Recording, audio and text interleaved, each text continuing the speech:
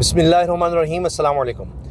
आज 18 मार्च बुध का दिन है और 19 मार्च से यानी रात के वक्त रात गए सीज़ फायर शुरू हो जाएगा और इस सीज़ फायर का इतलाक़ 24 मार्च तक होगा। पाकिस्तान की तरफ से ऑपरेशन ज़र्ब-उल हक़ में सीज़ फायर का ऐलान किया गया है वक्ती तौर पर, और ऐसा किया गया है कतर, तुर्किया और सऊदी अरब की दरख्वास्त पर। अफ़गानिस्तान तालिबान के ख़िलाफ़ पाकिस्तान की दहशतगर्दी के ख़िलाफ़ जंग वो जारी है, और अगर कोई हमला हुआ दहशतगर्दी जिसमें अफ़गान तालिबान रजीम मुलव्वस हुई तो फिर इसका भरपूर जवाब दिया जाएगा, यानी फिर यह सीज़ फायर कायम नहीं रहेगा।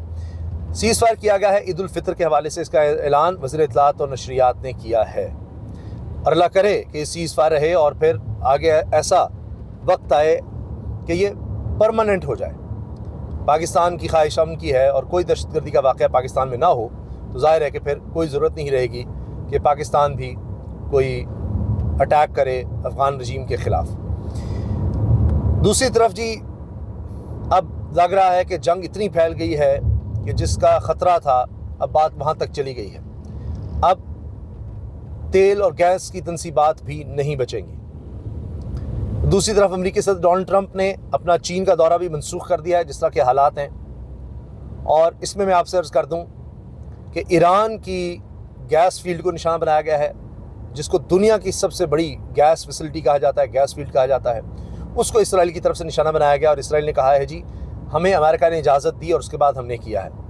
अब आप ज़रा नोट कीजिए कि इसराइल क्या करा है। पहले अली लारेजानी को निशाना बनाया जो कि चीफ ऑफ डिफेंस थे, डिफेंस सिक्योरिटी, और अब आप ये देखिए कि उन्होंने गैस फील्ड को भी निशाना बना दिया है, क्योंकि इसराइल चाहता है कि जंग फैले और जंग जारी रहे।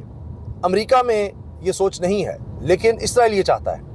और अब ईरान ने क्या किया है, ईरान ने वार्निंग जारी कर दी है खलीजी ममालिक के लिए, जिनमें मुत्तहिदा अरब अमारात हैं, सऊदी अरब है, कतर है, कि जितनी भी पेट्रोकेमिकल की तनसीबात हैं, सोचिए ज़रा, पेट्रोल की, गैस की, इस तरह की दीगर जितनी भी तनसीबात हैं उनको खाली कर दिया जाए, लोग उधर ना जाएं, उनसे दूर हो जाएं।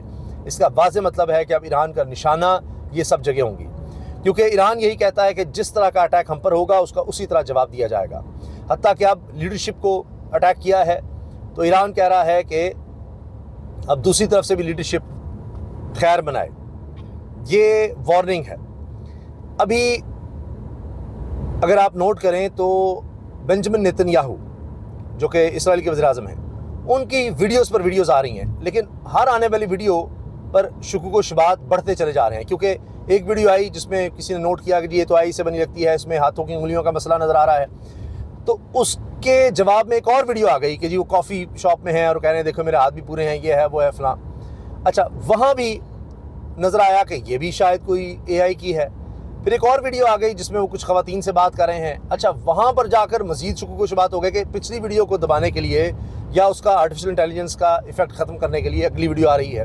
फिर बेंजामिन नेतन्याहू ने अपने काबीना अरकान के साथ बैठकर एक वीडियो जारी की। शुकूक शुबात ख़त्म नहीं हो रहे। अब इस पर ईरान के सहाफ़ी, इन्फॉर्म्ड सहाफ़ी, जो पाकिस्तान में भी जिनको बहुत ज़्यादा लिया जाता है, वो ये कह रहे हैं कि नेतन्याहू कोमा में हैं और वो शदीद ज़ख्मी हैं। ये बात अब की जा रही है ईरान के सहाफ़ियों की तरफ से।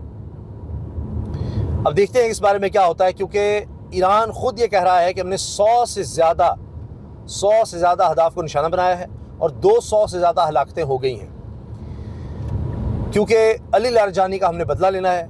हमारे सिक्योरिटी चीफ को शहीद किया गया है, हम छोड़ेंगे नहीं। इसी तरह एक और जनरल का कहा जा रहा है, उनको भी शहीद किया गया है। अभी एक और ख़बर आ गई कि इनके वज़ीर दिफ़ा को, ईरान के वज़ीर दिफ़ा को भी शहीद कर दिया गया है।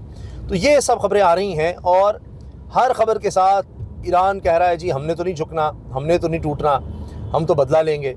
तो उस वजह से अब ये जंग फैलती नज़र आ रही है। अब आप सोचिए कि दुनिया की इकॉनमी का, मईशत का क्या होगा, तेल गैस की कीमतें कहाँ जाएंगी, क्योंकि यही ख़तरा है कि ईरान ने अब निशाना बनाना ही बनाना है, और उससे अब ये जंग फैलती नज़र आ रही है। बड़ी ख़बर ये भी है कि ईरान जंग में सबसे अहम मोड़ इस बात को भी करार दिया जा रहा है کہ امریکہ کا طیارہ بردار جہاز جنگ چھوڑ کر واپس لوٹ گیا۔ اب یہ طیارہ بردار جہاز کی بڑی اہمیت ہے، اس کی وجہ یہ ہے کہ اس پر لڑاکا طیارے بھی ہوتے ہیں اور وہ سمندر سے ہی، یعنی اس بحری جہاز کے ذریعے اڑان بھرتے ہیں، انٹرنیشنل واٹر سے ہی جس جگہ کو جا کر نشانہ بنانا ہو بنا کر واپس آ جاتے ہیں۔ تو یہ کہا جا رہا تھا امریکہ کے پاس پر بہت ہے، ان کے پاس ایسے بحری بیڑے ہیں جو دنیا میں کسی کے پاس اور نہیں ہیں۔ اس طرح سے چند ایک ہیں چین کے پاس ہیں، لیکن ایسے نہیں ہیں اور اتنی تعداد میں نہیں ہیں۔ اب ایسے لگ رہا ہے کہ ان کی اہمیت ہی ختم ہو رہی ہے، کیونکہ میزائل ایسے بنائے جا رہے ہیں کہ ان کو جا کر اٹیک کیا جائے اور وہ سمندر میں پھر کیا کریں گے وہاں سے نکلنے کے علاوہ۔ تو اس جہاز کے بارے میں کہا جا رہا ہے کہ اس میں آگ لگ گئی تھی اور کچھ فوجی اور دیگر اہلکار کچھ زخمی ہوئے تھے۔ اب اس جہاز پر آگ لگنے کے بعد، جس میں کافی دیر لگ گئی اس کو بجھانے میں، تو اس کو اب واپس بلا لیا گیا ہے، تو یہ اب واپس چلا گیا۔ اب اٹیکس کرنا اور مشکل ہو جائے گا، کیونکہ سوائے خلیجی ممالک کے اور کوئی ان کے پاس لانچ پیڈ نہیں ہوگا امریکہ کے پاس، اسرائیل کے پاس بھی، ایون اسرائیل کے لیے بھی اتنا آسان نہیں ہوگا، خاص طور پہ امریکہ کے لیے۔ تو لہٰذا اب اس جہاز کا واپس جانا بہت زیادہ سگنیفیکنٹ ہے۔ اس کے علاوہ یہ ویڈیوز بھی آ رہی ہیں کہ تل ابیب ریلوے اسٹیشن ہے جس کے حوالے سے کہا جا رہا ہے جی ٹرین سروس معطل کرنی پڑ گئی ہے، یہ حالات بن گئے ہیں۔ اور علی لاریجانی کی شہادت پر کہہ رہے ہیں جی ایرانی حکام، لاریجانی کے قتل کے بعد اسلامی انقلابی گارڈ نے موساد اور اسرائیل کے خلاف جہنم کے دروازے کھولنے کی دھمکی دے دی ہے کہ ہم اس طرح کے اٹیک آپ پر کریں گے کہ آپ دیکھیں آپ کے ساتھ کیا ہوتا ہے، کیونکہ ہم نے بدلہ لینا ہے۔ ایرانی صحافی جان حسین کہہ رہے ہیں نیتن یاہو شدید زخمی ہیں اور وہ اس وقت کوما میں ہیں۔ بہرحال یہ بات زیادہ عرصے تک تو چھپائی نہیں جا سکتی، کب تک یہ بات چھپے گی، جو بھی حقیقت ہوگی سامنے آ جائے گی۔ علی لاریجانی کی شہادت کا بدلہ، ایران کی اسرائیل پر میزائلوں کی بارش، گاڑیاں تباہ، 2 افراد ہلاک۔ ایران کی طرف سے کہا جا رہا ہے جی ہم نے 100 سے زائد اہداف کو نشانہ بنایا ہے، 200 سے زائد افراد کی ہلاکت کا انہوں نے دعویٰ کیا ہے۔ اس کے علاوہ اسرائیلی میڈیا اب یہ دعویٰ کر رہا ہے تہران حملے میں ایران کے انٹیلیجنس وزیر کو ہم نے مار ڈالا ہے، یہ وہ کہہ رہے ہیں۔ ایرانی حملوں کا خوف ہے اور امارات میں کھلے میدانوں میں عید کی نماز پر پابندی عائد کر دی گئی ہے کہ جی کھلے میدانوں میں آپ نماز ادا نہ کریں کیونکہ خطرہ بہت زیادہ ہے، اور اب میں آپ کو بتا رہا ہوں کہ خطرہ مزید بڑھ گیا ہے۔